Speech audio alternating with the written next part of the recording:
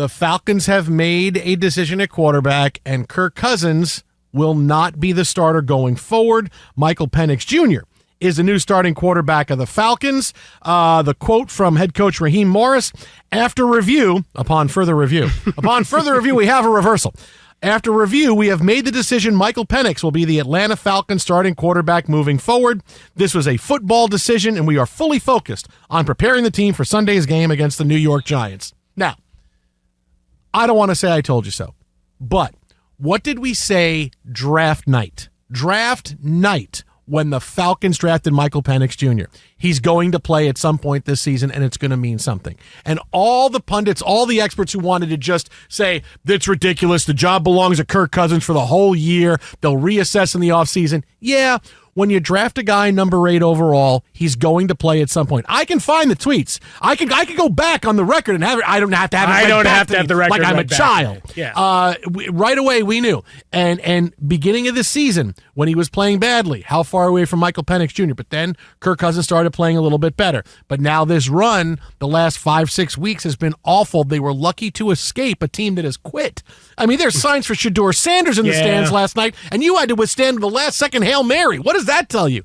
So we knew no matter what, you are a bridge quarterback. When they draft a guy in the first round, you're a bridge quarterback. You're a very highly paid bridge quarterback. Usually bridge quarterbacks don't get paid this kind of money. And you want to go back and say, boy, did the Falcons really misalign themselves and screw things when they said, okay, we'll give Kirk Cousins this money and we got Michael Penix Jr. But you knew he was a bridge quarterback. He had to play well all season to be able to keep this job. We knew at some point you'd go to Michael Penix Jr. because the desire to have and see a first-round draft pick a quarterback is too great. This was if you think you're ever going to go a whole year and see a first-round quarterback not play again, you're insane. Because this was the one time you wouldn't see it, right? Oh, $40 million a year for next 4 years. He might not play for 2 years. All that smoke. People tried to blow up your you-know-what the last few months. Oh, Cousins is a guy.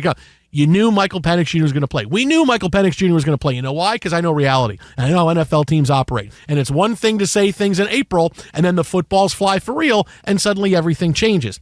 We knew this was going to happen. I honestly thought it was going to happen a little bit earlier, but here it is with 3 weeks to go, and it is the right decision because the offense is terrible.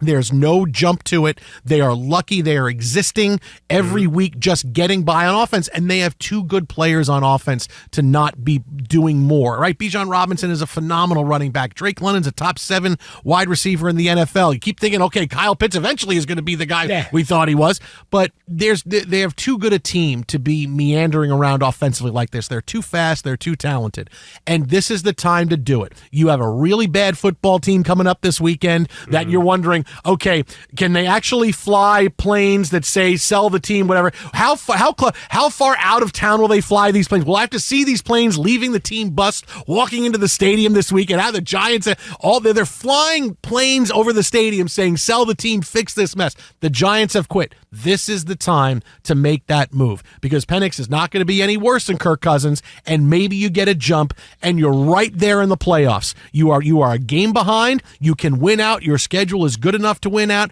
The excitement to see him play, the talent level that he has, the cannon that he's got. I mean, it's ready. It is go time for him. We said it last night right after the game was over. It's time for Michael Penix Jr., and here's Michael Penix Jr. Well, the big question you had flowing out of the game last night, as we talked about, was if he's either A, not healthy, then tell us, or B, you're telling me he's not developed enough. Either way, it's not a good situation if you didn't make the move this week. Now, it's kind of interesting that on the day that a former lefty for the Falcons gets named the head coach at Norfolk State. It's a big day if you're a left-handed quarterback you played or play for the Atlanta Falcons. Congratulations, Michael Vick. Any other left-handed quarterbacks the Falcons had? Or any I'm sure we could find a couple. Lefties. Maybe I had a big day today, too. Maybe. Hey, I won the lottery today. You never know. I barely played. Hey, opportunity. You had a record day in terms of your commute to the office, whatever it may be.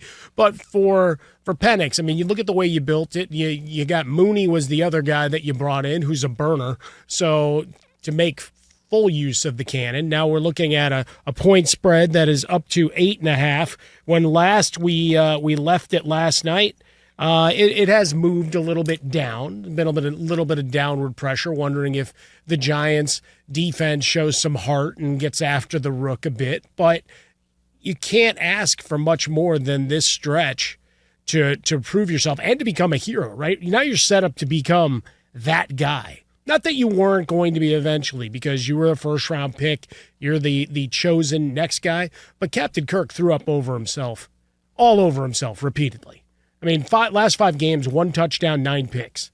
Yesterday was a train wreck, and he didn't even have to worry about Max Crosby getting after him. Right? The mobility made up, and we may find out later on he's still got big-time issues off the injury of last year. Inside the white lines, we don't care. When you're 1-to-1 touchdown-to-interception ratio and your team's sputtering, when it was expected to walk away with this division, right? It was supposed to be Atlanta and Tampa in a 2-team race, and that's where we are, only by virtue of the fact that Atlanta actually beat them twice, which is funny.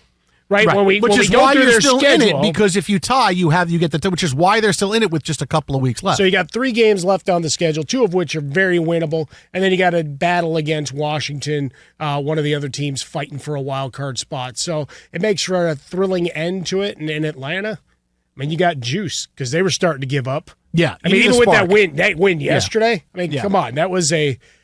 They ran the ball 40 times yesterday. Yes, it was like it was 1976. I was waiting to see William Andrews. Is he going to run? Okay, that's great. What a big day for William Andrews. It's going to be William Andrews and Gerald Riggs. They're running the ball on every other play. Every other play. Well, but when they constructed the squad, as much as we like the guys on the perimeter, I think the focus when you're talking about Bijan Robinson, especially after he was boxed by Arthur Smith a year ago.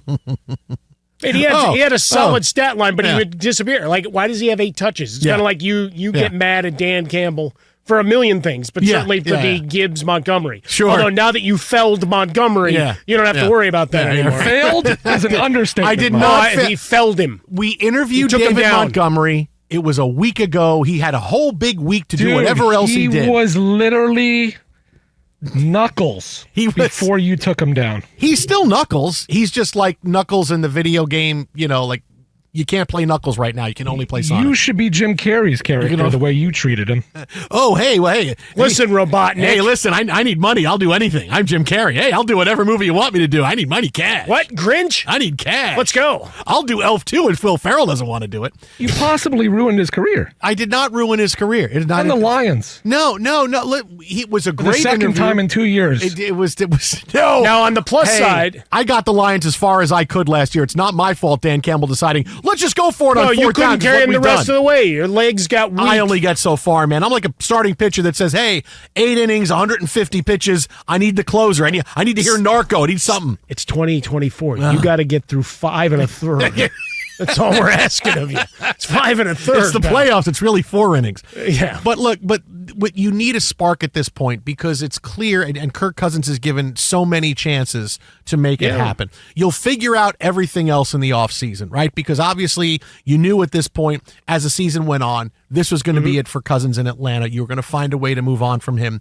Well, he was a wizard. Right. And then Michael Penix Jr. becomes what do we got? Yeah, but that didn't happen. But it didn't happen, and he's a jag, and now you move on. The worst part. You got your dollar cost averaging, so it worked out well because he was on that rookie deal versus Captain Kirk's bloated salary. The worst part is that what the Falcons were hoping is, all right, well, Kirk Cousins comes back. We know he's a really good quarterback. We planned on signing him, and then when Penix Jr. was there, we took him, and that changed everything. There was no big thought of saying, okay, we're going to go get this guy. No, Penix Jr. was there, and they really liked him. They were surprised he was there, so they drafted him.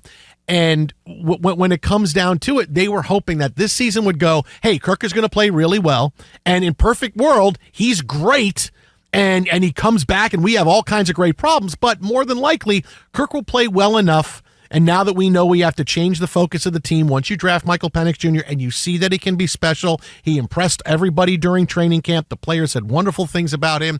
Kirk Cousins never really warmed to the idea that he was playing with Michael Penix Jr. over his shoulder. You knew that this was going to change, and the most likely outcome was going to be, okay, he'll play well, and we'll be able to spin him off in the offseason. He's got a contract. It's 3 years. Everybody knows what they're paying. Cousins is still a good quarterback, and we'll be able to spin him off. It's not going to be a big deal. Are we going to get a lot for him? No, probably not, but we're going to get somebody to take his contract because now we're on a rookie contract with a quarterback and we're feeling really good. But the thing is, and this is the big red light. Kirk Cousins looks washed. Mm-hmm. And maybe part of it is it's going to take him a while to come back from this injury that he had last year. Anytime you go through an older quarterback goes through an injury where it costs him a season, sometimes you need a whole year to get back to where they are. Aaron Rodgers just right now is looking a little bit like he used to. I mean, not quite. I mean, not soon enough to save the Jets, but right now it's a question of, hey, do we bring Rodgers back? He looked like the old guy. He led the Jets in rushing last week. He's moving around a little bit more. That's a whole other indictment on your squad right there. He's not as skittish in the pocket. So if you're a team looking for Kirk Cousins, he's going to come really, really cheaply, even more cheaply than regular because, okay, he's kind of a reclamation project, and you're hoping that, okay, 1 year past this bad injury, next year will be even better for him. But for the Falcons, it's like, okay, this is going to be, we're going to be paying the piper on this because he looks like he's washed. And who's going to really say, oh, I am jumping to the front of the line for Kirk Cousins? Might have one of the teams left out of the draft, and let's face it, it's not a robust free agent class that decides, all right, you take on a bunch of the money. So Arthur Blank is going to have to sell a lot more of those cheap-ass hot dogs and stuff. Yeah, tons of hot dogs. Right, and he's going to have to eat it along the way. I will give the small defense to what the Falcons are at this point. They actually the only loss to a non-playoff-like team, one that's still vying, is the loss to New Orleans. Yeah. Everybody else is still good. Yeah. And so it's like you can maybe hang a little star on that, but overall a disappointing season. So evidence that the Falcons listened to the show. We told you last night it needed to be Michael Penix Jr. It is Michael Penix Jr. You're welcome.